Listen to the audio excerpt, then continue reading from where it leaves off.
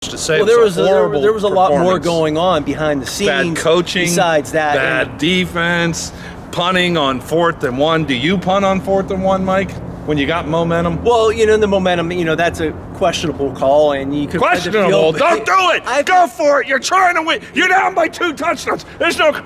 Art, what do you say? You're right. Yeah, he says you're nuts. Go for it. They did have the momentum. You think he wouldn't have gone for it? They were moving the ball great in the second half, and they were basically doing anything they wanted to offensively in that second half. And they chose to play the field position game, and they didn't think the Browns were good enough to get a drive going. And the Browns, they used that little extra momentum to get that drive going in. But again, it started with the bad snap, the momentum, then the interception on a screen pass. Well, we're going to talk about that. And then the lack of diversity on offense, And we're going to talk about that in a couple other segments. First of all, the knucklehead who decided to punt on 4th and 1, he's no longer your offensive coordinator. Bye-bye. The interception, well, we talked about that too. The quick release worked early in the season, but when your quick release at 2.1 seconds, it started bearing bad fruit, in Buffalo. Remember when they picked the ball off? Well, they started to be able to time those routes so that dunk and dink offense, no running game, the vaunted Steelers defense that I thought could carry them to a Super Bowl, defense wins championships, they look tired, to say the least. Yeah, they look banged up. And this game we've talked for the past few years now, as this game is becoming more of a pass-friendly league. They want that hybrid linebacker, but that hybrid linebacker doesn't do much for you when you have a two-headed monster in the backfield with Kareem Hunt and Nick Chubb. And when you face those teams that have that downhill running attack, that's when it gets you. Wait a minute, Cupcake. I thought this is a passing league. Well, so what are you saying? 2 great running backs. That's one of the things that I don't like the language anymore. This is a passing league.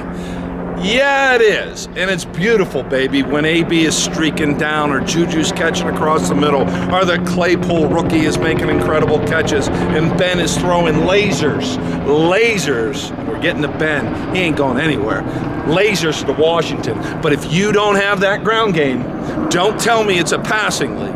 That ground game of Cleveland if we had that ground, let me ask you this, quarterback, if we had that ground game this year with this offense, would we be heading to a Super Bowl?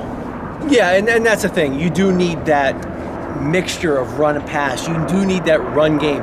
And you can sit there and say that this league has evolved to a pass-friendly league, and it has, but you still need to be able to run the football. And you look at the 4 final teams right now, all 4 teams can run the ball. The Baltimore Ravens, they are a run-first team, not a throw. Lamar Jackson's not the best passer. Who am I? He's a good runner. Who am I? Okay? Who am I? I don't know. Who are you? I'm that fullback for the Ravens. I love him. He's a 300-pound nose guard converted to fullback. Well, they've got the Ravens. The Buffalo. You can't tell me it's not a running league. The Buffalo Bills, they have Josh Allen, who's matured, but they use a lot of play-action pass. They do run the ball in the 4th quarter, but that play-action pass helps bring those linebackers up and gets the receivers open. You mean everything the Steelers don't do, Mike? The Packers.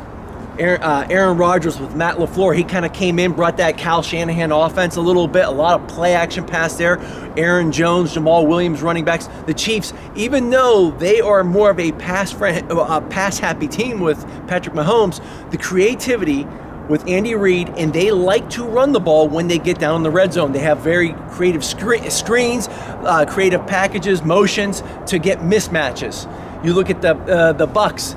They are successful when Ronald Jones rushes the ball well. The Saints, they have Alvin Kamara. All these teams are able to run the football, and the Steelers just chose not to this year. Well, fourth and goal, and Benny Snell can't get it in, remember? 4 tries.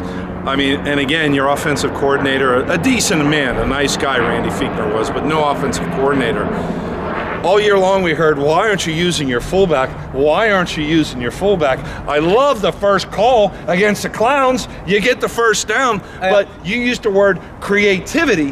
What in the world are you trying to do? Pouncey gets blown back, and Watt gets nowhere. You don't call that play twice. For a while, I was actually surprised to see the fullback in the game. Finally, we've been calling for it all year, and we finally see him come in, and when you don't do it all season, and then now playoffs aren't the time to try new things. You know, you got there doing certain things. You got to stick to that for the most part. Now, again, I like the diversity, mixing a few things in, but the O-line just didn't have it. And whether it was Mike Munchak leaving to Denver, whether the guys are getting a little long in the tooth up front and they need some young bloods in there to help step up, it's just they weren't equipped to fight that Cleveland Browns defensive front. I'm going to start where it ended. I wanted to go to Tampa. We all wanted to go to Tampa. Look, you all have your opinions what went wrong against the Cleveland Clowns, and we're not going to go too much into it, but the next couple of segments we're going to talk about, will Ben be back? We're going to talk what was wrong with this offense, well, all season long. And you got things like salary cap, free agency, and an off season. So go ahead and watch a couple of the other segments. I'm going to the bar. You do whatever you got to do here.